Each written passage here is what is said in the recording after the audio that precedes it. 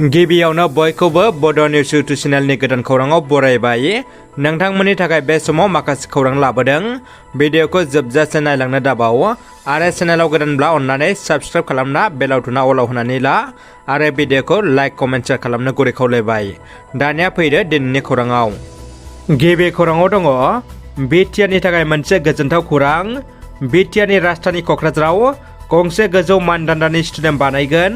क'क्राझाराव 150 कौटि रां स्टेडियाम लुफुंनो रादाय होदों आसामनि गिबि मन्त्रि डक्टर हेमन्त बिश्व शर्मा बिथाङा।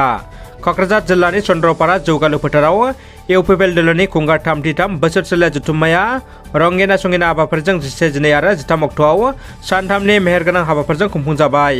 जोबथा साननि हाबाफारियाव गासै हारि माहारिनि थाखाय गोजोन खौसेथिनि थाखाय क'क्राझार सहराव हारिमु हान्जा सुनाय हाबाफारि बानजायदों। क'क्राझार सरकारि गोजौसिन गेजेर फरायसालिनि गेवलां गेलेग्रा फोथारनिफ्राय जागायनाय हारिमु हान्जा सुनाय हाबाफारिखौ बेखेवना होयो इउपिपिएल दोलोनि लेङाइ आफादगिरि चिरन बसुमतारिया। बे हाबाफारियाव बाहागो लायो बिटिआरनि गाहाय खुंगिरि प्रमद बर', इउपिपिएल दोलोनि एमएलएफोरजों लोगोसे बिटिआरनि एम आरो एमसिएलजों लोगोसे इउपिपिएल दोलोनि मददगिरि रायजो राजाफ्रा।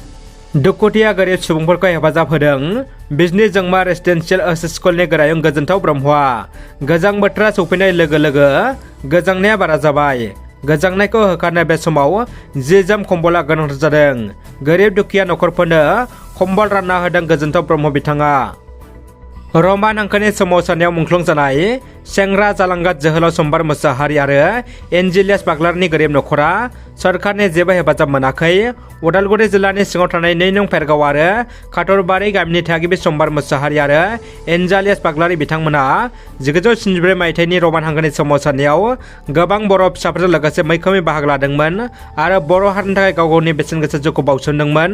नाथाय नखरनि सुबुंफोरा लुबैनाय बायदि बिथांमोननि अन्थाइ खाम्फा लुफुंनाय नुनो मोननाय जायाखै होननानै नखरनि सुबुंफोरा गोथौयै दुखु मोननाय फोरमायदों।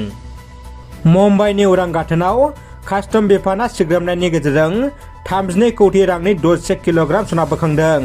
मख'नो गोनांदि मोननै गुबुन गुबुन केसजों लोब्बा गोनां सा 7 सुबुंफोरखौ हमबाय। दानिया फैदो गुबुन मोनसे खौराङाव। जोबोद गोजोनथाव खौरां।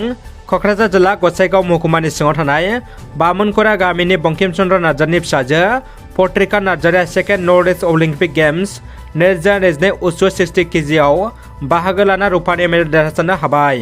मैया आईसीसी T20 वर्ल्ड काप 2022 नि फाइनाल बादायलायनाया इंलेन्ड आरो पाकिस्ताननि गेजेराव मेलबर्न क्रिकेट ग्राउन्डआव नारा-नाथा जुजिलायनाय जायो। मख'नो गोनांदि बे बादायलायनायाव इंलेन्डआ पाकिस्ताननि हेंथायै 5 उइकेटआव देरहासार जानो हायो। थारैनो बर' समाजाव मा जामारखो? फिसाय आरो गथ' गथाय गारनानै खारनाया सानफा एफा बारानिफ्राय बारा जालांनो हमबाय। मख'नो गोनांदि उदालगुरि जिल्ला टंला थानानि सिङाव थानाय सस्त्रापारा बाथाबारि गामिनि सनेश्वर बर'नि बिसि रानि बर'आ फिसाय आरो फिसाजोफोरजों नांलायनानै थांदों। एसे नांलायनायनि उनाव ओंखारलांना रानि बर'आ बहा दं दासिम जेबो उदिस मोनाखै। नखरनि फिसाय आरो 3 फिसाजोफ्रा जेरावखि थाया मानो थाबैनो न'आव फैफिननो खावलायहरदों।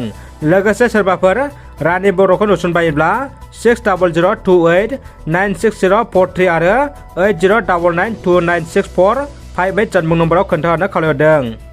दानिया फैदो जोबथा खौराङाव। बाक्सा जिल्ला सोलोंथाइ बिफानारि खुंथायनि 2021-2022 मायथाइनि जिल्ला बेन्दोंनि साबसिन गुन गोनां नेरसोनारि फोरोंगिरि बान्थाखौ मोननो हानायनि थाखाय गबर्धना दख'रा दुलाराय बर' फरायसा आफादा मुस्रि डुम्बरधर बसुमतारी लोगो फोरोंगिरि बाहुबारि गोजौ फरायसालि लोगोसे आफादगिरि सालबारि जिल्ला बर' थुनलाइ आफाद बिथांमोनखौ मान बावना बरायदों। रादाबा एसेनोसै लोगोफोर। रादाबखौ जोबजासिम नायनो थाखाय नोंथांमोननिसिम गोजोननाय आरो साबायखर बावबाय। गोजोन्थों।